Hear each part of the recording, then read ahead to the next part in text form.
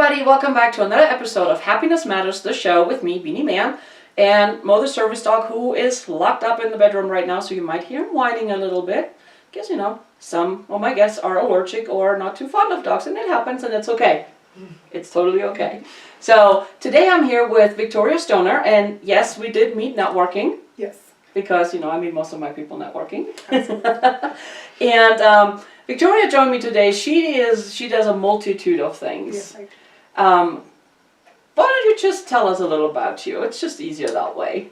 Oh, Anything wow. you're comfortable with, as much as you want, or because I know there's some really cool stuff we're going to talk about a little bit later too. Oh, wow. Okay. Well, a little bit about myself. I have been in the medical oncology industry for about 18 years now. Oh, wow. That is a business that I own myself. I also do wellness as well. And I am a pageant queen. I don't mention that often. I kind of fell into that. I am a grandmother as well. We talked a little bit before the show, and when Victoria told me she's a grandmother, I'm like, no way. I am a proud grandmother. Nice. And a mother of a 29-year-old daughter. And let's see, I've been in the Springs for about 24 years. Nice. And so you're practically a native. Practically a native. And let's see, what else can I tell you? I am a believer, first and foremost. Let's see, just, I don't know, living my life just as happy as I can. That's awesome. Yeah. That is awesome. Yeah. So when you said you fell into pageantry, kind of like somebody shoved you off a cliff into it, or was an opportunity presented and you're like, oh heck, why not? Yes, so an opportunity presented itself. Kicking and screaming. So I was at an event, and I was approached by two women who asked me, had I ever done pageantry before? And I said, no.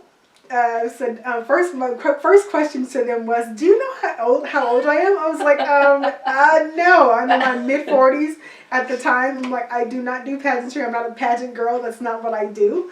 And so they said, you should really consider doing pageantry. It's not about how old you are. This pageantry is open to all women. And I thought, no, I don't do that. And so I said, so they gave me some information, asked me to look it over, and it was today's International Woman Pageant, and I took the information home. I didn't take it seriously, and I said, I seriously need to pray about this. I said, I don't do pageantry or anything like that. Because we have that stigma in our head. We have that stigma. I never thought, that was something that I could do.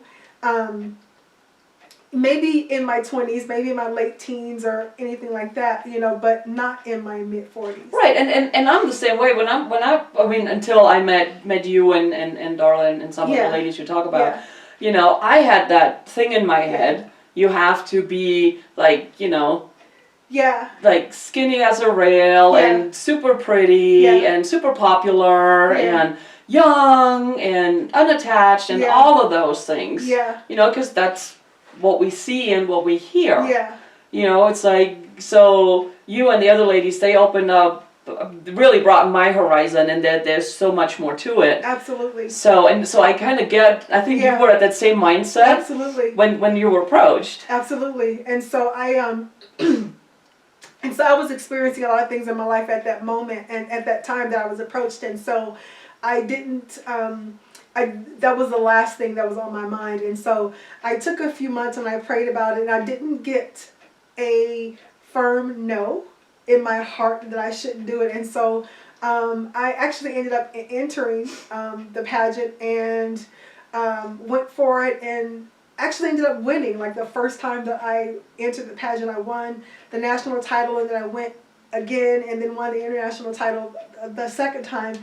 And I That's just awesome. Thought, yeah, Congratulations. So, thank you. And so I just thought, with the things that I was going through at the time, I just felt like that was God just saying, here, let me just give you this crown. Let me just put this crown on your head. Let me just let you know that yes, you can. Yes, you can, and this is okay, and you're still worthy. Like, this is your, I just felt like that was him, like, blessing me. Like, this is, here's your crown of glory. Like, this is your, I don't know. He was just the beginning. it was.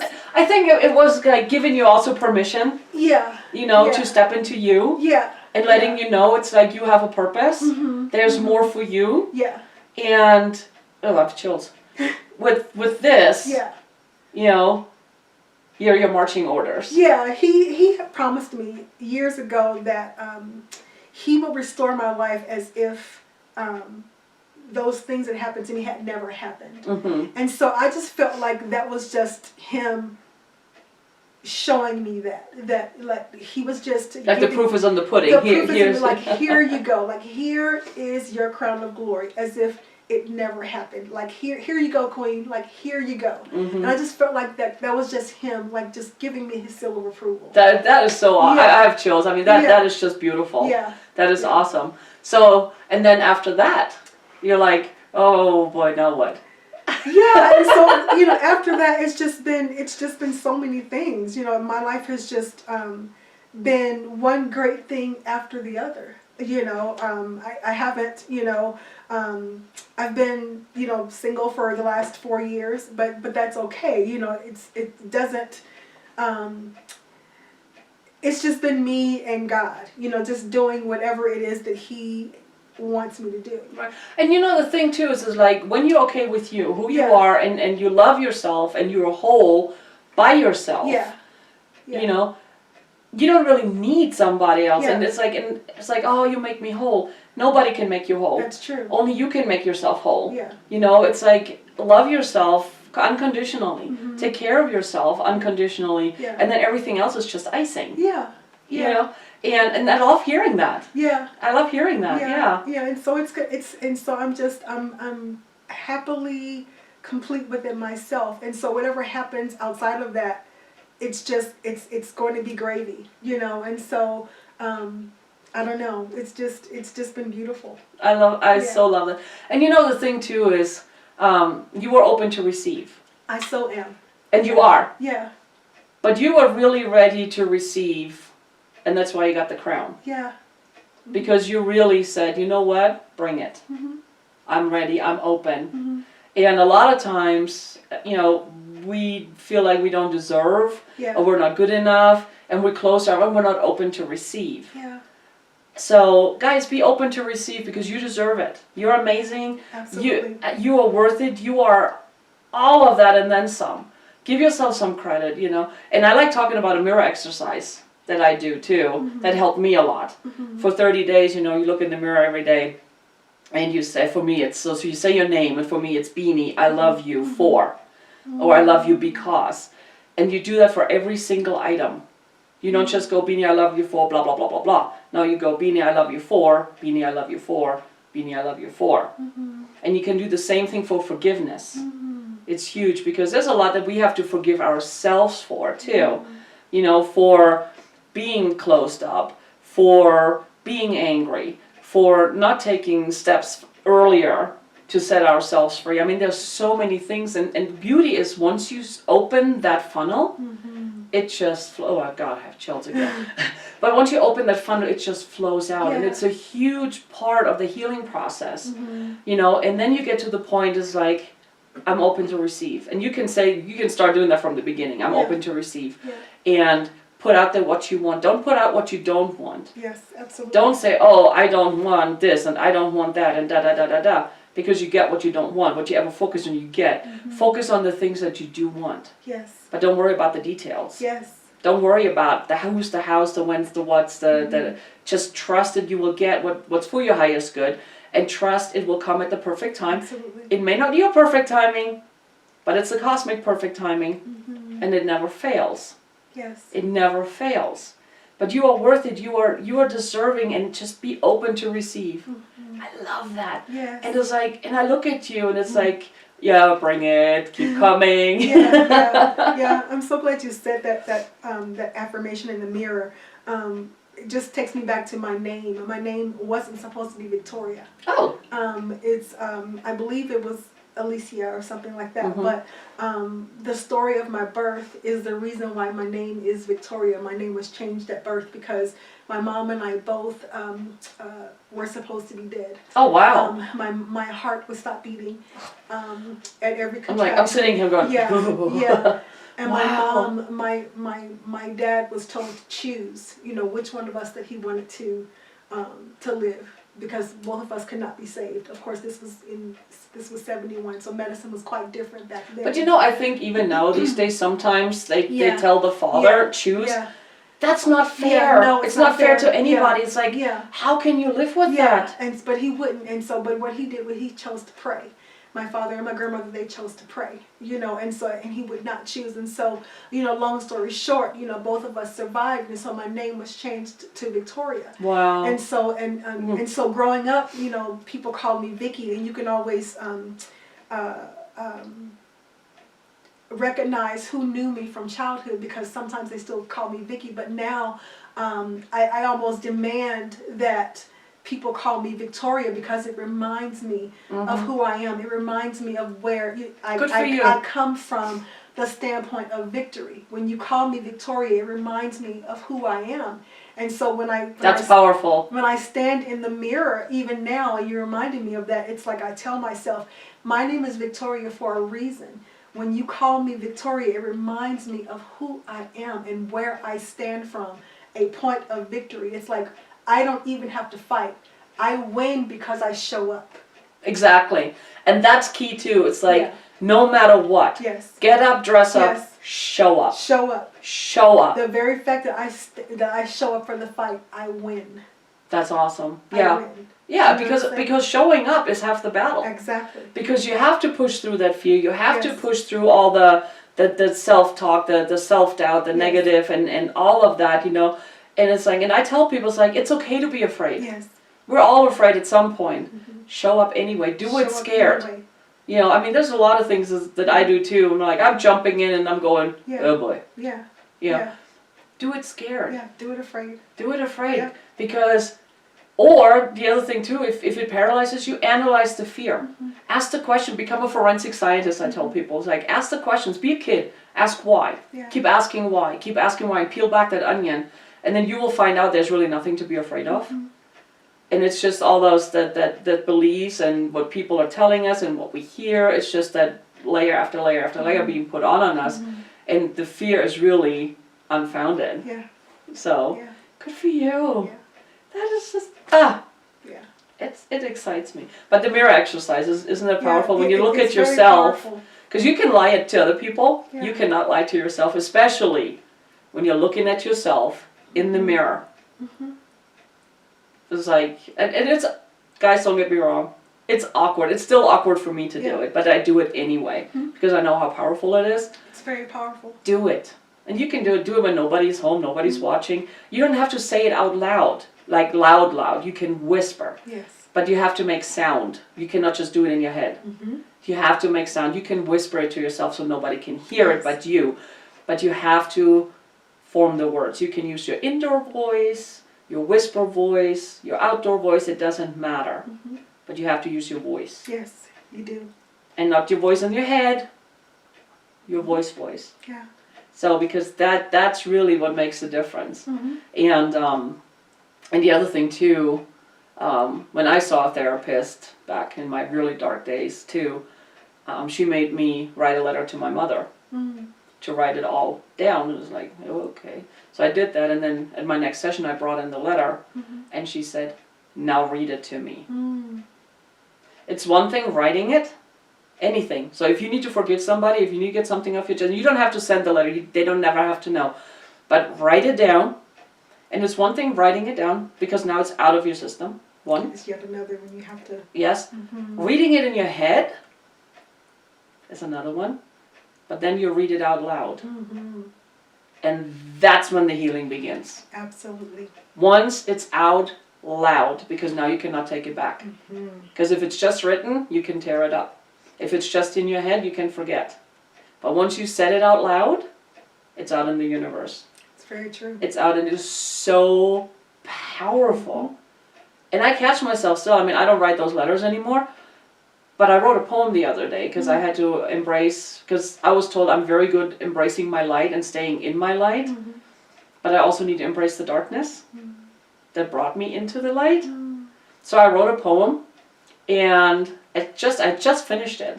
And my husband calls me, he was out of town, and he calls me. He says, what are you doing? And so, well, apparently now I'm a poet. I just wrote some, I just wrote a poem. And I call it The Darkness and the Light. And he's like, oh, cool, read it to me. I'm all right. I mean, I felt good, I just wrote it, and I read it in my head. I was like, oh, this is good. I started reading it out loud, and I started bawling.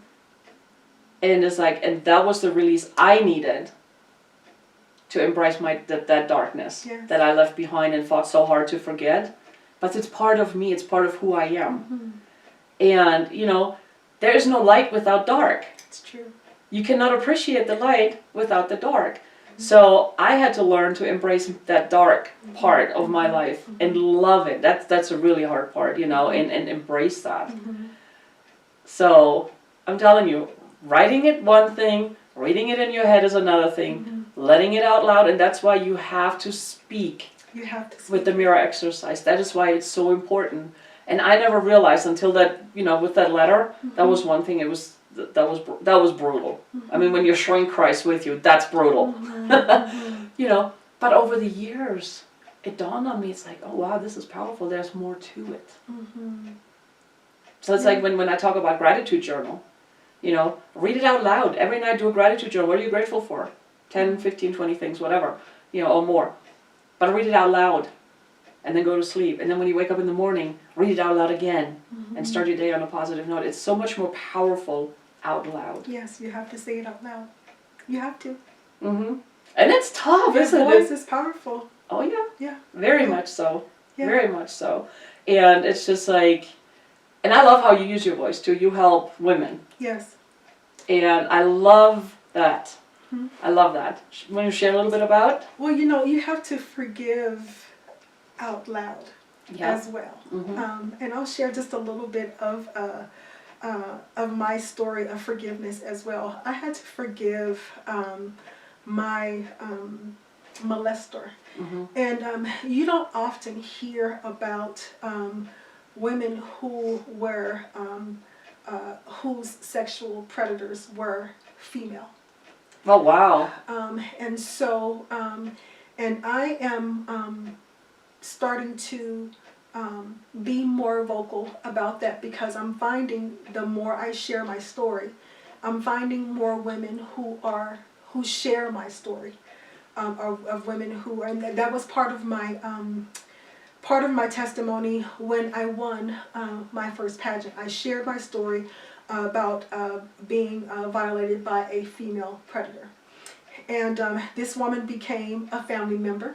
Oh. My sister married into her family. And so she became, I guess you would say, my sister-in-law. I don't know how she would say. So an in-law. She became an in-law. An outlaw. Yeah. And so how she had access to me was that my sister would use me as when my sister would go visit her boyfriend, so my sister's boyfriend was her sibling. And so in order for my sister to be able to go visit her boyfriend, because we were in a very strict family, Christian household, she would take me with her.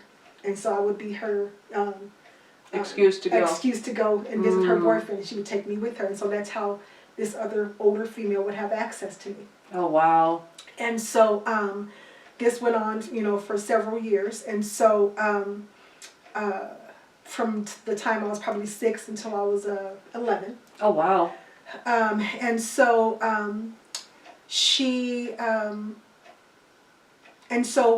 we moved away. And so that's how it stopped. And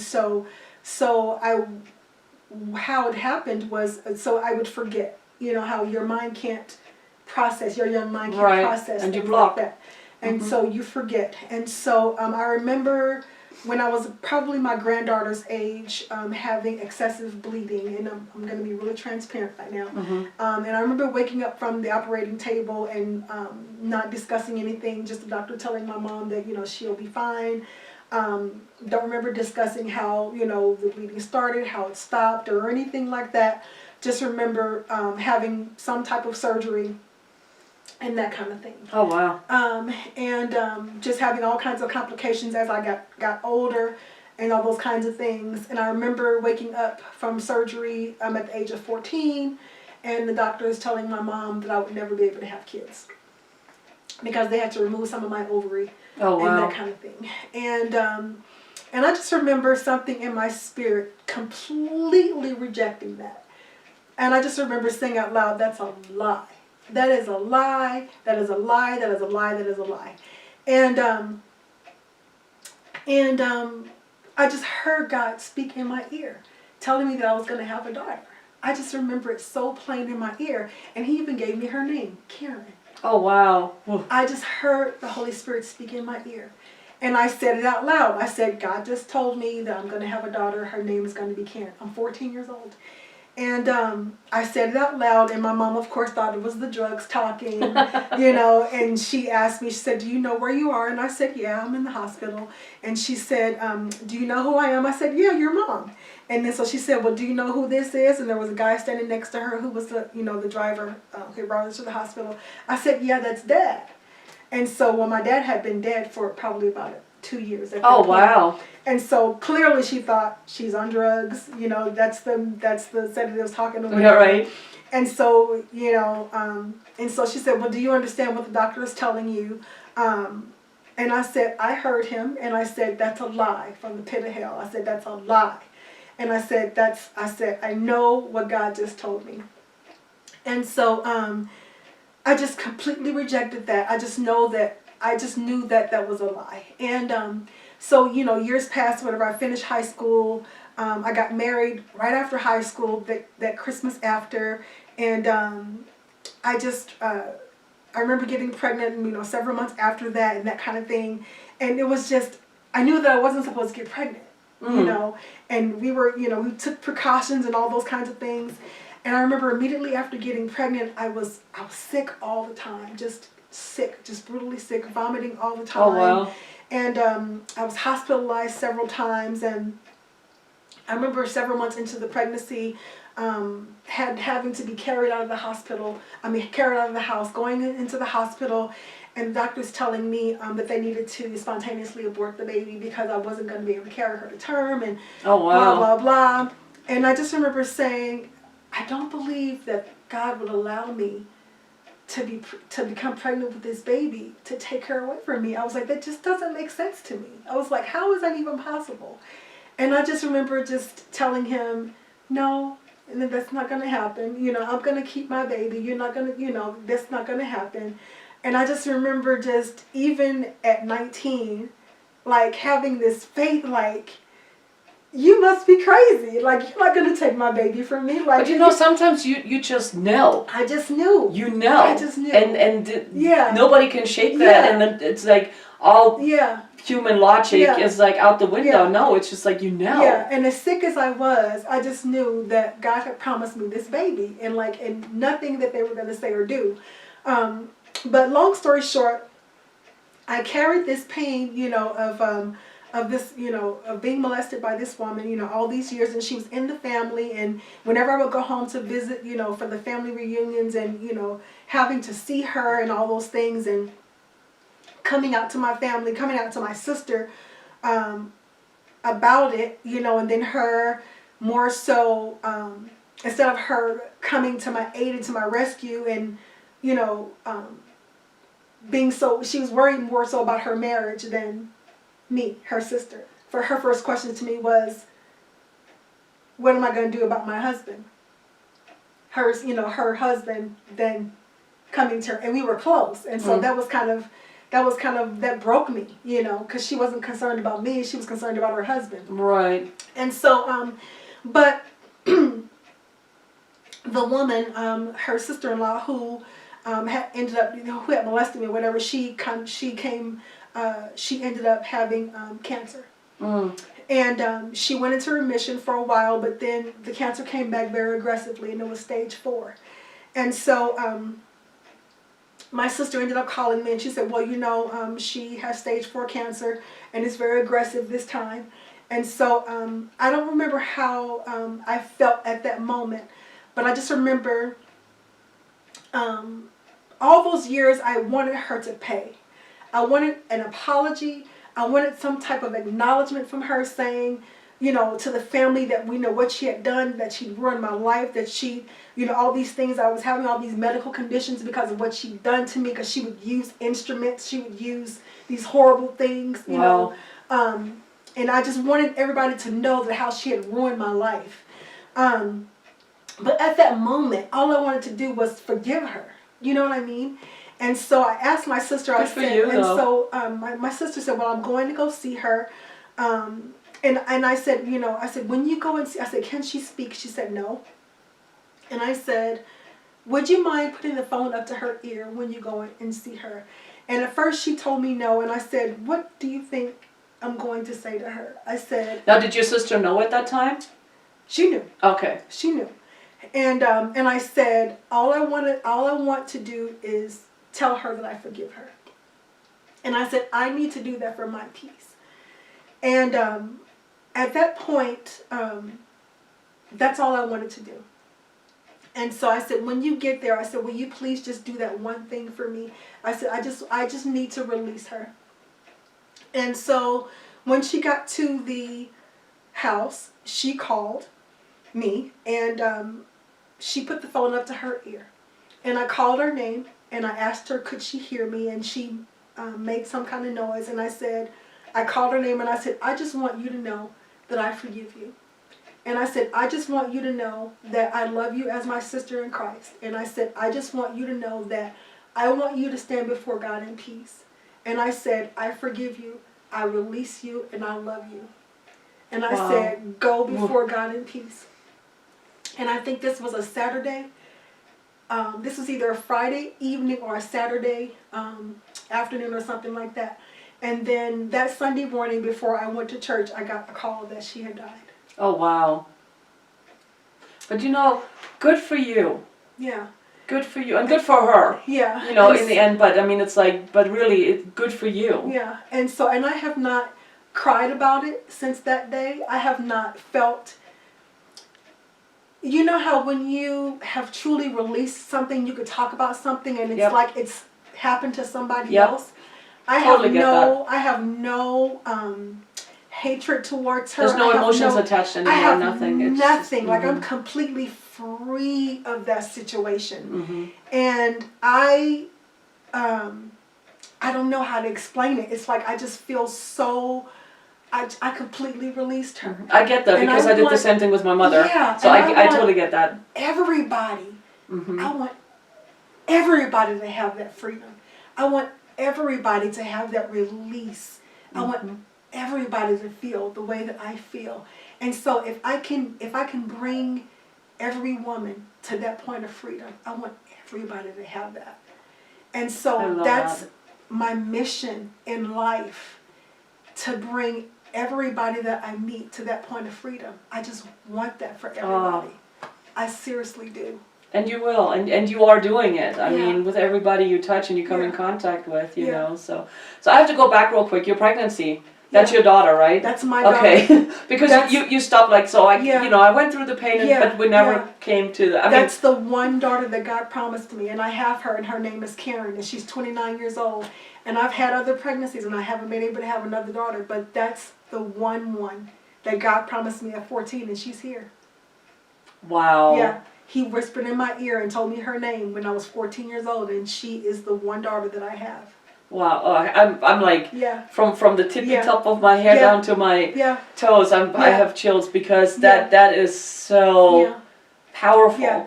And when you just know. I mean, there's so many times, all of us, I mean, there's times where we just knew something, but we dismiss it because we listen to the reasoning of the adults or the people around us or what we're taught, and we totally ignore our intuitive and our gut instinct. We totally ignore it only to learn the hard way that we should have listened to it. Mm-hmm. It happens so many times to so many people. Yeah. You know, and it's like, guys, listen to your God. Mm-hmm. Pay attention. Yeah. That's the universe, that's God, that, you know, the Yeah. source, whatever you want to call it, it's Yeah. whispering to you. It's like, this is your purpose. Mm-hmm. This is what you're doing. And I love your story. Thank you. And I was like, wow, Yeah. good for you, and good for all the people that you touch and give that hope to. Yeah. That is so, have you heard of the group, I'm sure you have, Finding Our Voices? No. Here in town. I will need to connect you. Okay. Because it's a non-profit here in town, and Okay. they help people of sexual assault. Okay. And I think that would be a very good connection Okay. for Absolutely. you and for the group, for everybody.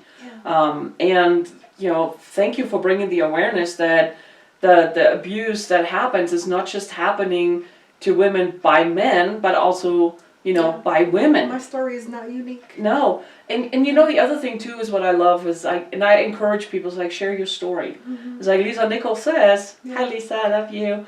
Your story isn't yours to keep. Yeah. Your story isn't yours to keep because there's so, I mean, I know for the longest time I thought I was the only one that's happening to. Mm-hmm. I'm sure you felt the same way. Yeah. You were all alone and nothing, that hasn't happened to anybody else, and because it's too much to fathom Yeah. that something that horrific can happen to somebody else as well. But sadly it does, and by sharing your story, you give others hope. That's right. You let them know, most of all, you're not alone and it's going to be okay. And it is so important. It is so important. You know, and wow, thank you. You're welcome. Thank you. I'm like, I should have tissues in here. Seriously. I'm like, oh, I can use this. Yeah. No, but I mean, it makes my heart sing, you know, to hear the stories. And what we find, and I find the same way like you do, it's like there's so many out there. Because your vibe attracts your tribe. Mm-hmm. It's your vibration, you know, and because you are that lighthouse, that beacon of hope, Yeah. you know, for those women. You know, just like I'm the beacon of hope for people in what I do. Mm-hmm. And so are you watching, you know, because of who you are and your story. You are that lighthouse, you are that beacon of hope. And if it's just for one person that makes a difference, one person, it's all that matters. That's all that matters. It's all that matters. It's like that one person, to change your life for that one person, and you all can do that. Mm-hmm. Everybody has that power, that to change, you know, give that one person that hope and let them know, it's like, because of you I didn't give up. That's right. Because of you I'm here.